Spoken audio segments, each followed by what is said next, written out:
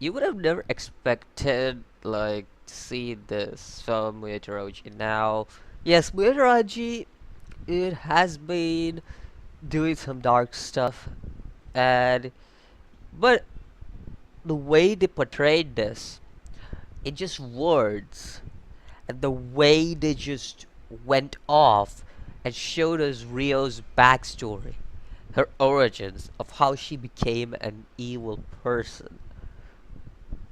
I I actually I actually have to give credits over there, cause yes, I pretty much said in the previous episode, Rio was gonna be either she's gonna be under control of influence of what's his name, Enshu. Yeah, there we go.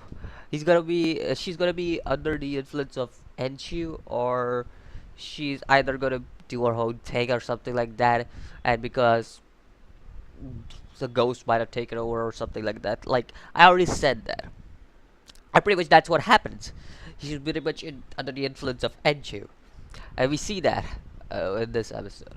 But the way they executed it, whew, like I actually fell for a character. She, I never expected things that like that could be happening to her, and how portrays the executors to actually be. And I could understand why she wants to take Muyo's life. Has she, the executors, they have done terrible things to her, especially that old guy. Like, my dude. Hmm. hmm It, it's just, it's bad. Like, really bad. I just don't know how to say, like, it's like the way they portrayed those things in her words. It's just words. We know what's happening. Like we know what's happening to her and how she's feeling and stuff. Like, but it was just in words. I mean, yes, the stick show is somewhat animated, but still, it all happened in words. And it's just sad to see the executors who stand for justice acting like that. Like that's just straight up wrong. Like it just shows that the executors world is kind of cruel, and not all executors are like Muyo or even Rouji. Like no, not all executors are like them. Like that's just straight up. I mean, Roji is an executor yet, but still, he's planning to be an executor, so still, just shows that not all executors are the same person, and it pretty much shows that the executors are pretty cruel people, actually, to be honest. And it was indicated with the start of this episode, and why I say it was indicated by the executors being cruel people is because they were actually sealing spirits. I mean, spirits, they were supposed to put the spirits in the hell, but for their own experiment they would seal down spirits. Now that's kind of going overboard, especially as a danger spirit like Sophie being sealed there. That's just going overboard. Like, you are kind of doing a bad thing, sir. Like, that's not how you do it.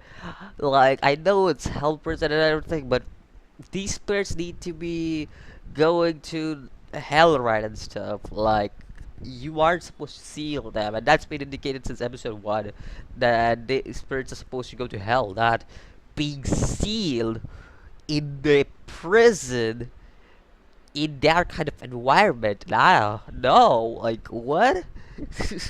And even Muyo is like being like, nah, they're sealing the spirits for their own good. And I didn't catch on this on the early episodes, and I was like, I just ignored it because Muyo likes telling things that weird.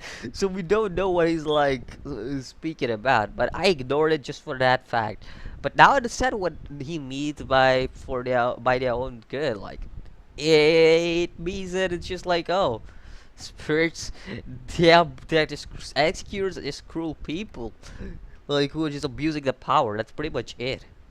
And it just makes me feel bad for Rio. Like somebody has like Rio, just who could not be an executor. Rather, she's a magical maker. She's still hmm, feels bad, bad. Feels bad. It was great to see our permanent boy again. Just I don't remember his name. But he's a great character. Like I like seeing him on screen as much as possible.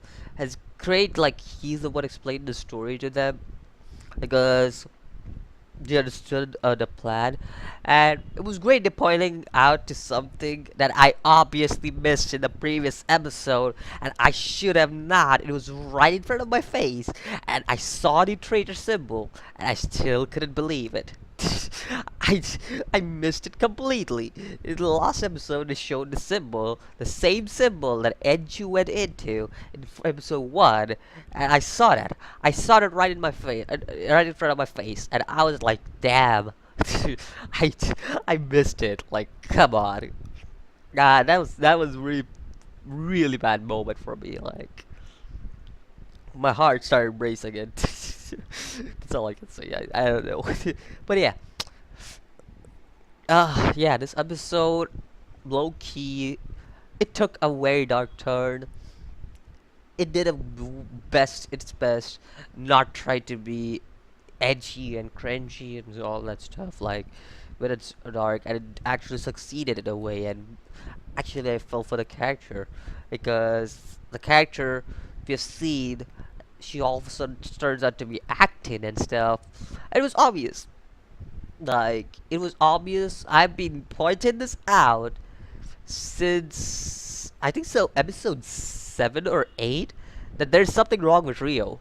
And the reason I said that is because of the preview. Also, it's not because of thing, because in the preview of I think so episode 8 or 9, they were weirdly showing Rio's reaction and stuff, and how Sophie was chasing her down and stuff. Like, I was like, wait, is something gonna happen to Rio? So the way I was kind of feeling like Rio might turn, but I never expected this to happen. Like, my prediction came true, but I didn't expect this to happen. So yeah, cool. Anyways, good episode. It was good, and it's definitely my second best because my first best has to go for episode 6. It still stands out for me for what it is and how even Ghost has feelings and stuff. So it's cool to see that episode. But this one was also pretty good. Yes, second best for me. Let's see what happens in next episode because I'm just looking forward to what's gonna happen to the next episode. So, anyways, let me know what you think about this episode of Muhyo Rouji, and I'll see you guys in the next video. As always, peace.